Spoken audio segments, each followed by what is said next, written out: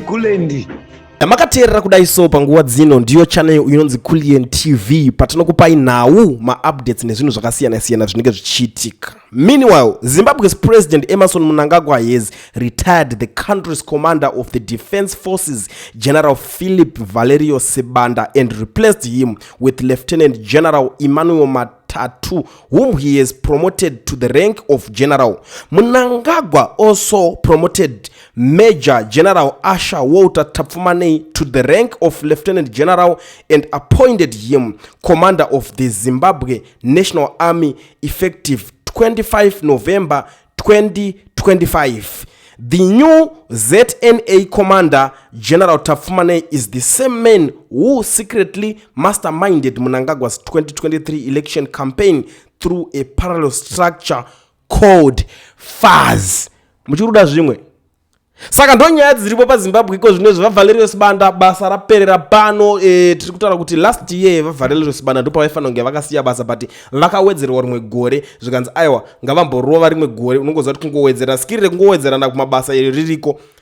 People are happy cause vanhu vari kuretire because of age, but what I noticed ndechekuti maZimbabweans vakuti I think kana nyaya dziri kuzorana rongosiyana age kusanganisira ivo Mnangagwa wacho vanenge vakutarisirwa unzi I think vanenge vaitawo moyo murefu kana kuti moyo wakanaka wekungoitawo kuti nguva yavo yangoperawo matems avapera tombosiya zvekuextenda paside iri because iko zvinezvi hatichaziva kuona mageneral acho atoiswa kuZNA ndo uya wekuti akaita zvinhu zvake zvefazi uya handizivi kuti nyika yacho zvichapera sei because pachanetsa intelligence dzearmy dzacho is something chekuti maZimbabweans they are afraid kungokomenda nyaya dzemuarmy, but this is the situation. Iyi nyaya tikabvira kudhara tichitaura, but chandafarira ndechekuti most of mazimbo munogara makamirira nyaya idzi muchida kunyazonzwisisa because vamwe vanonga vachiti nyaya idzodzo muri kunyeba, nyaya dzemataura kune vamwe vanononoka vane waya dzinononoka kutambidzana moto vaya vakangonzwa nyaya yavasiri kuziva ivo vanobva kuti kunyeba, but isusu hatitaure nyaya dzamunenge muchida kunzwa, tototaura nyaya dziri kuitika whether you like it or not, whether waifarira nyaya yacho kana kuti hauna kuifarira because ndo zvinenge zviripo paground zvichiitika. Saka iko zvino shoko ndo ririmo mastreet Valerio Sibanda vakumboenda kunorima kumusha amen whatever tsedanorimira kumusha kana kuita sei, but muchidimbu kwanzwa kuti munhu akuenda kunorima tiri kungoedza kutaura kuti basa rake rapera, even though tiri kunzwa another rumor that is in the street right now pari kunzi Valerio Sibanda ndiye anofanira kuita chairman weZANU-PF kureva kuti achaenda achinoreplace amai opa muchinguri pachigaro chavari. Amai opa muchinguriwo vachabva ipapo pavari voenda kunoreplace VP Chiwenga. This is according to the rumors iri kutenderera iko zvinezvi mastreets epolitics paZimbabwe. I don't know how far true is that, but there can't be smoke without fire because chandoziva nje kuti kuona nyaya dzakutenderera mastreets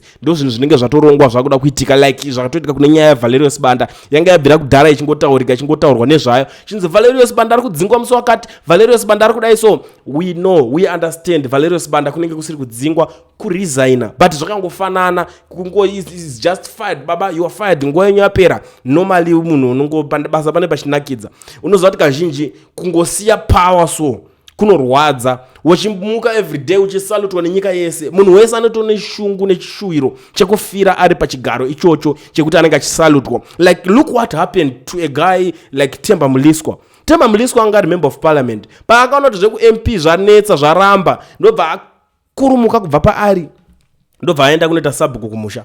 Izvozvo zvega zvinotoratidza kuti munhu ajaira kugara achiseva ari paposition yekuti vanhu vanenge vachiuya vachigwadama achivaudza zvaanonzwa kuda kutaura iye. Saka it's like even kumba inotoita problem because munhu anenge atoneka even vana vake chaivo vakamutarisa vanenge vakungoti uyu mudhara akutinetsa panapa dai anga ari kuswera ari kubasa kwaanga ari kusalutwa zvaikwanisa kumeka sense. I mean munongo understand zvinhu zvinenge zviri, but I don't know kuti what is next for Sibanda, but izvozvo zvandatokuudzai kuti Sibanda ari kunzi anokwanisa kuenda kunoreplace panana mai muchungiri vendo vonoreplace wachiwenga. Handizoti Chiwenga wacho kana akubva ipa panenge akuita sei anenge akuenda papresident here kana kuti varida kuedza kunomushinga hatizozivi kuti zvichapera sei ipapo because normally vanoratidza kuti vanenge vachimutya futi kumutanga chiwenga wacho. Vanenge ngori zvinhu zvazvo ngoti zvingonyeyana makhunga marumazi nekumupa dzimwe nyaya dzanenge asina kuita. Like ukaona these guys the way yavanorana zvinhu ukatarisa kubva kumashure team Lacoste vanonyebera vanhu zvisingaiti ngoti ningazoda pokogadzirwa certain propaganda. Like for now vana vadiki vakawanda vari kufira mahara izvo so vaipusha narratives vipi chiwenga ndakutopinda gore regudo guru gore racho rakutosvika pakutopera.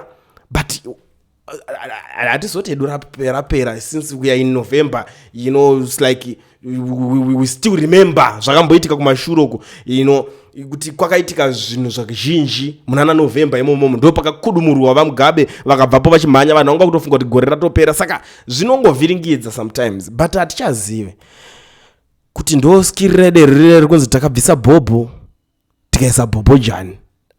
Bye bye. Tosangana pane nyaya iri kutiyera. Ngatiuye mu-comment section tionesane kuti munoiona sei. But before I disappear ndakubhabhaisai kudhara ndabva ndangokuzivisai kuti kana uchingori muSouth Africa uchido register company ubvavhurwa FNB business account usina work permit kana kuti study permit zvaizi mazuva ano. Pane company inonzi Education Research inotungamirirwa namukoma Owen. Vabate taurai navo ndo vanokwanisa kuitira izvozvo. Ndikuzoti hauna work permit but udo register company udo FNB business account. Bata mukoma Owen we Education Research. Vabate namba dzavo ndakusire ndizo dziri pa screen idzo mobva mangotaura nawe ipapo.